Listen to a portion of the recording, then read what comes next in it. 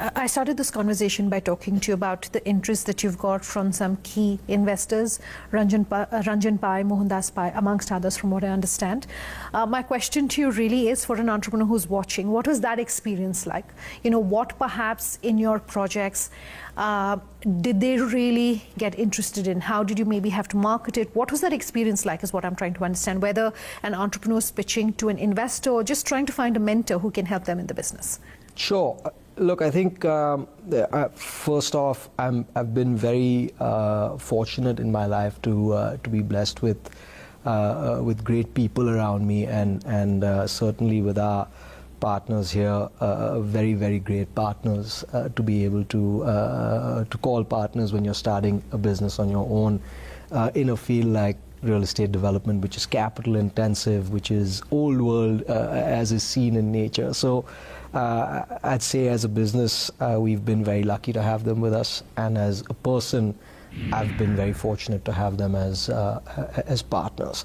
In terms of what they perhaps looked at, in as much as I am aware, is they were looking at investing in a business that that perhaps stood for a large amount of evolution in the space. A lot of reimagining things like quality, timelines of execution, planning, corporate governance, a general ethic code, and being able to marry all these things together and really create a business that stands on the core values of taking this old sector forward a notch. I think that's what they probably saw, and that's what we've tried to do as a business.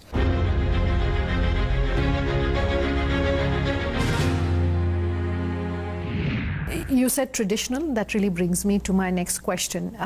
As a trend that we're seeing increasingly, a lot of young people are saying they perhaps don't want to invest in real estate because that's seen as old or traditional when it comes to a form of investment.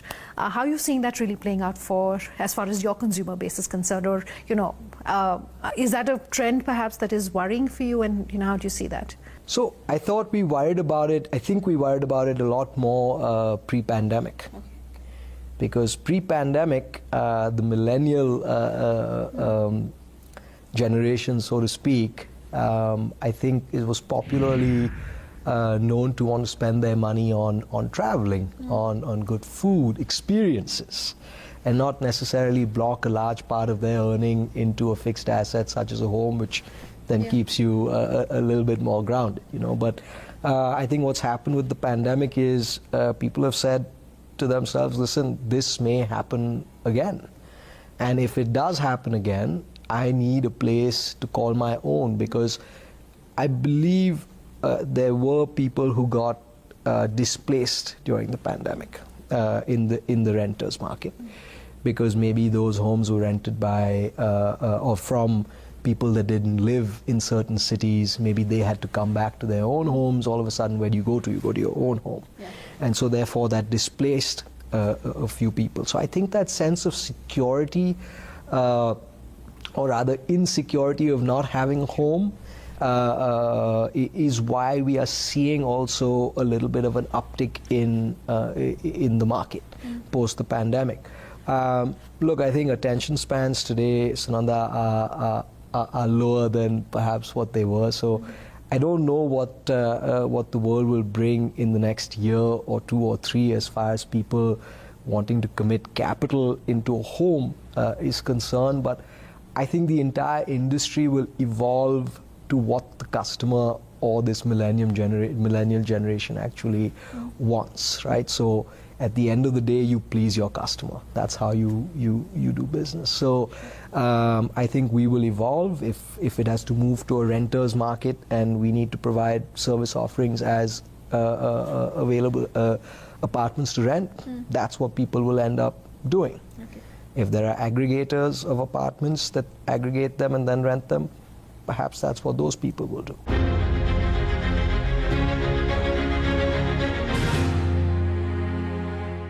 So let me then perhaps end today's interview by asking you, this is your third project in Bangalore, if I'm not mistaken?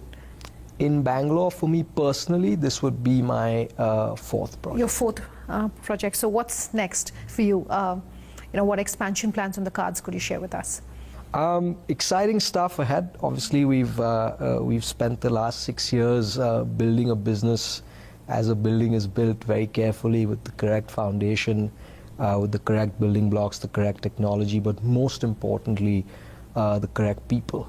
And I think for us, the future immediately is a little inward looking into Bangalore. We believe there's a ton of opportunity in Bangalore and great city-centric type opportunities where because of, I guess, the popularity of this development and a couple of ones that I may have personally been associated with in the past, and definitely the one Maia Estates has done in Jakkur, I think we're beginning to be identified with quality and delivery and superior planning of spaces. So I think we're getting a great look at some really good assets in Bangalore, and so we will continue to focus on building very premium, I'm not talking about very expensive, I'm saying very well built premium assets within perhaps the first and second rings of Bangalore city.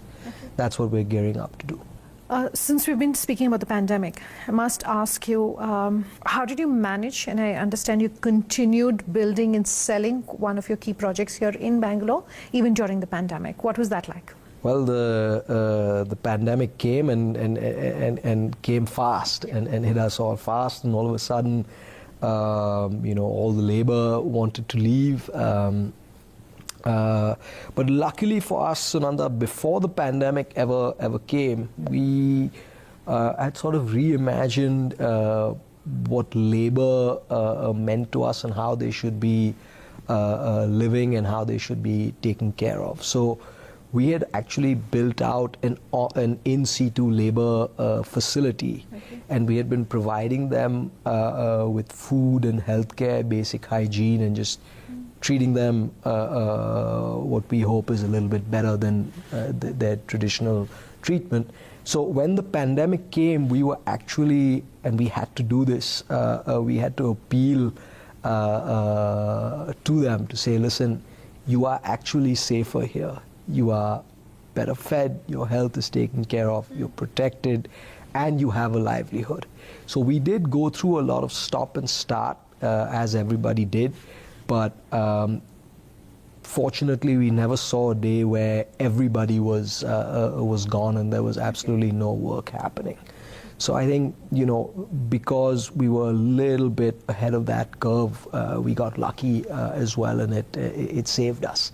And we were able to deliver Pelican Grove, which is our first asset on the banks of Jakkur Lake in Bangalore, within 3 years, as was promised and committed.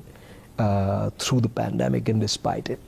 And we also managed to sell because of the momentum of sales and the momentum of construction through that same time period. So that's something we're really proud of and something we learned a lot from. Okay, and all the very best for that. Thank you so much. Thank you, Mayank. It's been a pleasure talking to you. Thanks.